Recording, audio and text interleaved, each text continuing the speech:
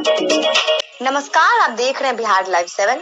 शिक्षकों के सम्मान में बिहार लाइव 7 शिक्षक दिवस यानी 5 सितंबर से एक खास संध्या न्यूज बुलेटिन की शुरुआत करने जा रही है, जिसमें आपको दिन भर की हर खबर से एक साथ रूबरू कराएगी।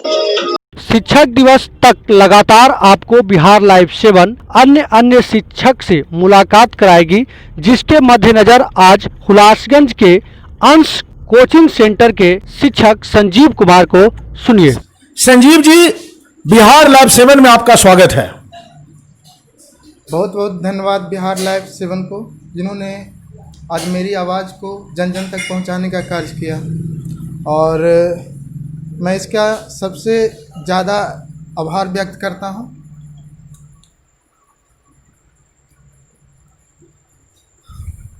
संजीव, आज पूरा देश लॉकडाउन से गुजर रहा है।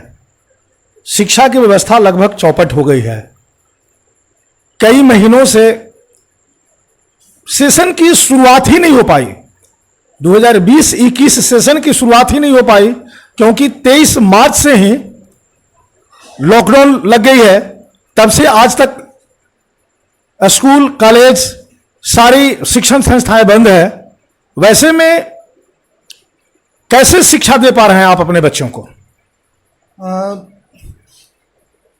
जब लॉकडाउन स्टार्ट हुआ था तो मुझे भी आम कोचिंग संस्थान की तरह कुछ असमंजस स्थिति में आना पड़ा। उसमें मुझे लगा कि पता नहीं मैं बच्चों को पढ़ा नहीं पाऊंगा, लेकिन कुछ समय बाद मुझे लगा कि नहीं, कुछ मुझे करना चाहिए और इन बच्चों की जो शिक्षा व्यवस्था है वो रुकना नहीं चाहिए, जिसके कारण मैं इसी कोशिश में मैं क्लास प्लस वाले से मिला और उन्होंने मुझे ऐप प्रोवाइड किया, ताकि बच्चों को मैं ऑनलाइन लाइव, जैसे ऑफ लाइन में पढ़ाई होती है उसी तरह से पढ़ाई करा सकूं, वो मुझसे इंटरेक्ट हो सके उसी प्रकार से। और बाद में कुछ बच्चों ने मुझे कॉल करके ये भी बताया कि सर, लोगों के पास मोबाइल तो है लेकिन कुछ पेबल नहीं हो पाएंगे, क्योंकि लॉकडाउन में सबकी अर्थव्यवस्था जो है, इनकम का जो स्रोत है, काफ़ी कमज़ोर हो चुकी थी। तो इस कंडीशन में मैंने क्या किया कि यूट्यूब पर उन बच्चों के लिए लाइव भी स्टार्ट कर दिया, ताकि उन तक मेरी जो शिक्षा का जो प्रसार है पहुंच सके। अच्छा, ये बताएं संजीव जी कि आपने शिक्षा कहाँ तक ली है और कहाँ से ली है? मैं AMI से, कोलकाता से मैं BE कर चुका हूँ इलेक्ट्रिकल इंजीनियरिंग से। और स्टार्टिंग में क्लास 10 तो हाई स्कूल हुलासगंज से किया था।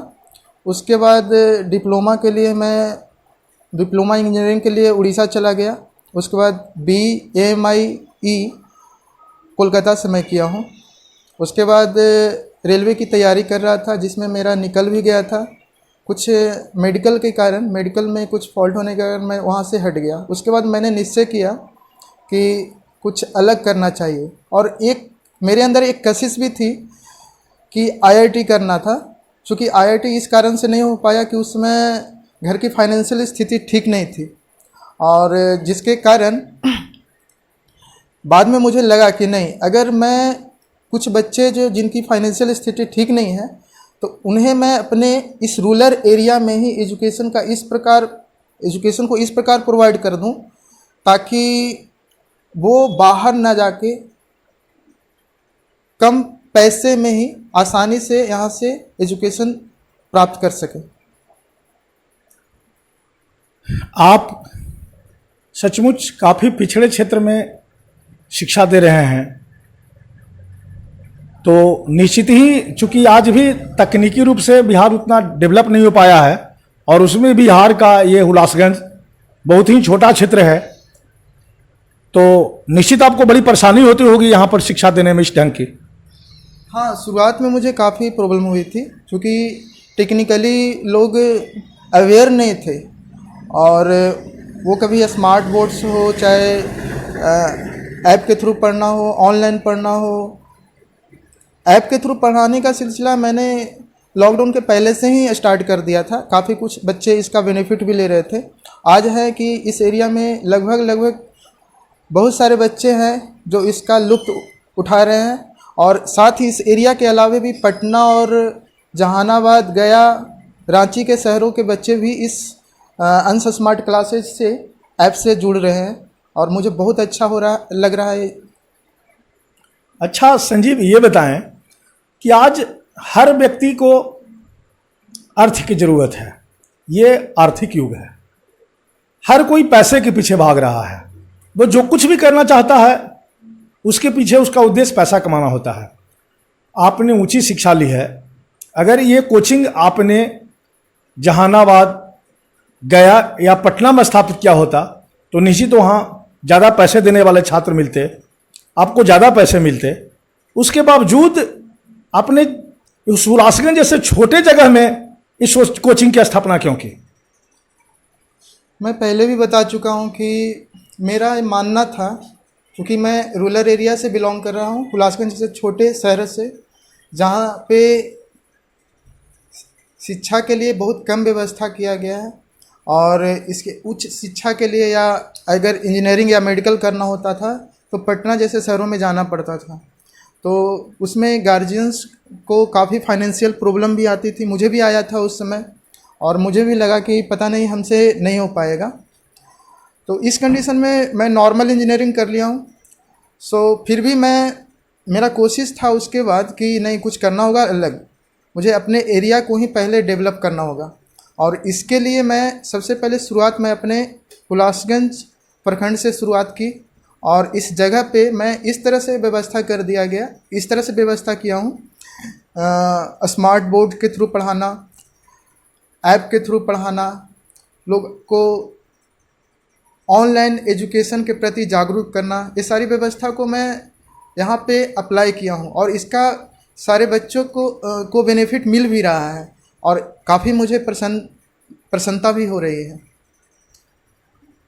अच्छा संजीव, ये बताएं आप कि लॉकडाउन में बच्चे घर पे हैं, सिलेबस की पढ़ाई शुरू नहीं हो पाई, वैसे परिस्थिति में आप बच्चों के लिए क्या संदेश देना चाहें? वो कैसे अपने सिलेबस को पूरा करें, वो कैसे अपने पढ़ाई को मेंटेन करें? सबसे पहले मैं उन बच्चों को कहना चाहता हूँ कि आप ऑनलाइन से तो पढ़ाई कर रहे हैं एज अ ट्यूशन वे में, बट उससे कहीं ज़्यादा इम्पॉर्टेंट है कि आप सेल्फ स्टडी पर ध्यान दो। और आप अगर आप चाहोगे तो 5 से 6 घंटे या 7 घंटे तक आप सेल्फ स्टडी करते हो, तो इससे आपको एग्ज़ामिनेशन की तैयारी बहुत अच्छे तरह से हो जाएगी। और उसमें भी अगर आप सारे सब्जेक्ट को एक सिलेबस वाइज और एक रूटीन वाइज अगर आप पढ़ाई करते हो तो इसका बेनिफिट आपको लास्ट एग्ज़ाम के टाइम में बहुत मिलेगा। अच्छा, एक आखिरी सवाल, शिक्षक दिवस आ गया है, बस 5 सितंबर को शिक्षक दिवस है, कुछ ही दिन बाकी रह गए हैं। आज एक बड़ा सवाल है कि शिक्षकों की गरिमा गिर रही है, शिक्षकों के मान सम्मान में गिरावट आई है। कभी वो परंपरा थी कि शिक्षक के इशारे पर एकलव्य अपना अंगूठा काट लेता था, शिक्षक को कि नींद न खुले इसके लिए कर्ण के पांव में क्रिया घुस जाता था, लेकिन वो अपना पैर नहीं हिलाता था। पर आज ठीक उलट स्थिति हो गई है, तो इसमें आप इसके लिए किसको जिम्मेवार मानते हैं और इसके लिए आपको क्या संदेश देना चाहेंगे? सबसे पहले मैं बोलना चाहता हूँ इस आने वाले टीचर्स डे के लिए कि शिक्षकों को अपना नैतिक स्तर का सुधार करना होगा, ताकि और एक डिसिप्लिन मेंटेन करके रखना होगा, ताकि बच्चों को सही गाइडलाइन और एक डिसिप्लिन वे में पढ़ाई करने का मौका मिले। और वो अगर डिसिप्लिन को फॉलो करते हैं तो बच्चों भी उसका अनुपालन ही करेंगे, ऐसा नहीं कि नहीं करेंगे। और इसका प्रभाव उसको उसके नैतिक जीवन पर भी पड़ता है, और वो आपको कल के दिन में जहाँ भी मिलोगे आप उनसे, बच्चों से, तो आपको रिस्पेक्ट के ही भावना से देखेंगे, ना कि आपके द्वेष और कुछ अलग टाइप के भावना आपके प्रति जाहिर करेंगे। बहुत बहुत धन्यवाद संजीव। ये संजीव थे, जो हुलासगंज जैसी जगह में, सुदूर क्षेत्र में अंश संस्था के माध्यम से शिक्षा का अलग जगा रहे हैं। इनका लक्ष्य है समाज के आखिरी बच्चे तक को शिक्षित करना, शिक्षा की रोशनी को वहां तक पहुंचाना जहां आज तक अंधेरा रहा है, क्योंकि शिक्षा ही वह चिराग है जो पूरे समाज को, पूरे देश को, पूरी दुनिया को रोशन कर सकता है। शिक्षा ही वह हथियार है जिसके माध्यम से हम सारा कायाकल्प कर सकते हैं, सारे परिस्थितियों को बदल सकते हैं, सारी नकारात्मकताओं को मार सकते हैं और एक विकसित समाज और राष्ट्र का निर्माण कर सकते हैं। निश्चित इनके सामने बड़ी चुनौतियां रही होगी, क्योंकि एक ऐसा क्षेत्र है जहां सारे लोगों के पास स्मार्टफोन नहीं होगा। स्मार्टफोन है तो रिचार्ज की समस्या होगी, कहीं नेटवर्क की समस्या रही होगी। इन तमाम बाधाओं के बावजूद, विपरीतताओं के बावजूद एक बड़ा साहसिक कदम निश्चित ही प्रशंसनीय है।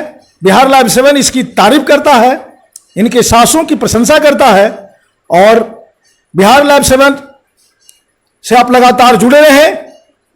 जब तक 5 सितंबर का दिन आता है, हम हर दिन शिक्षा के क्षेत्र की एक नई शख्सियत से आपको मिलवाएंगे।